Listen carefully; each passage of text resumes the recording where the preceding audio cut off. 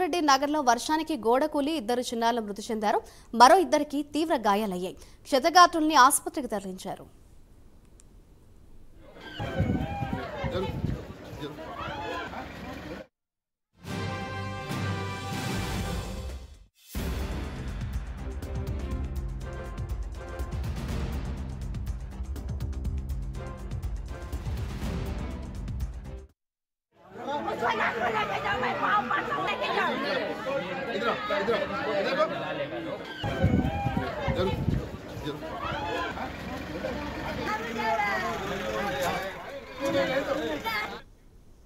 హైదరాబాద్ రాజేంద్ర నగర్ లో ప్రమాదం జరిగింది. దానికి సంబంధించిన బ్రేకింగ్ న్యూస్ చూస్తున్నాం. బాబులరెడ్డి నగర్ లో వర్షానికి గోడకూలి ఇద్దరు చిన్నారులు మృతి చెందారు. మరో ఇద్దరికి తీవ్ర గాయాలయ్యాయి. క్షతగాత్రుల్ని ఆసుపత్రికి తరలించారు. ఇదే అంశంపై మరింత సమాచారాన్ని మా ప్రతినిధి కుమార్ అందిస్తారు. కుమార్, చెప్పండి, హైదరాబాద్ రాజేంద్ర నగర్ లో ప్రమాదం జరిగింది. దీనికి సంబంధించిన డీటెయిల్స్ ఏ విధంగా ఉన్నాయి? Thank you Madhuri. రాజేంద్ర నగర్ లో గోడ ప్రమాదం అయితే చోటు చేసుకుంది. మైలాదేవరపల్లి డివిజన్ బాబులరెడ్డి నగర్ లోని ఒక గోడ కూలి ఇద్దరు చిన్నారులు అయితే మృతి చెందారు. అలాగే మరో ఇద్దరికి కూడా తీవ్ర గాయాలైనట్లు కూడా తెలుస్తుంది. ప్రమాదంలో గాయపడిన క్షతగాత్రులు కూడా పుటవుటిన దగ్గరలో ఉన్న ఆసుపత్రికి అయితే తరలించారు. అలాగే సమాచారం అందుకున్న స్థానిక మైలాదేవరపల్లి పోలీసులు అయితే సంఘటనా స్థలానికి చేరుకుని ప్రస్తుతం రక్షణ చర్యలు అయితే చేపడుతున్నారు.